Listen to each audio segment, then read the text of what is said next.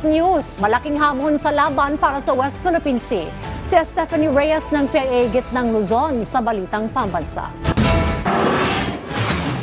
Iginiit ng Philippine Coast Guard o PCG na ang pinakamalaking hamon na kinakaharap ng pamahalaan sa pagtatanggol sa West Philippine Sea ay ang pagkalat ng mga maling impormasyon. Binigyang diin ni PCG West Philippine Sea spokesperson Commodore J. Tristan Tariela na mahalagang maihatid sa mga mamamayan ang tamang impormasyon upang mapukaw ang diwa ng patriotismo ng bawat Pilipino. Dahil aniya, ito ang natatanging paraan upang magkaisa ang bansa at maging mas matagumpay sa pagtugon sa agresyon ng China.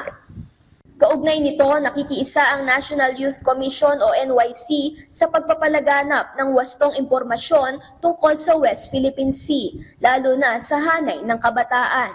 Ayon kay NYC Assistant Secretary Carl Joseph Legaspi, aktibong lumalahok ang ahensya sa mga inisyatibang naglalayong mapalawak ang kaalaman ng mga kabataan sa isyung ito. Dagdag pa niya, may ugnayan ang NYC sa mga grupong maaaring lapitan, partikular na ang mga lider kabataan mula sa Sangguniang Kabataan at mga Local Youth Development Office upang matiyak na maipararating ang tamang impormasyon ukol sa West Philippine Sea sa mas maraming kabataan sa buong bansa.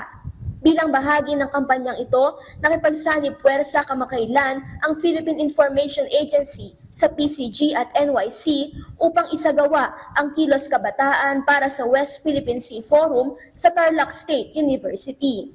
Layon ng ahensya na maihatid ang ganitong inisyatiba sa lahat ng rehiyon sa bansa.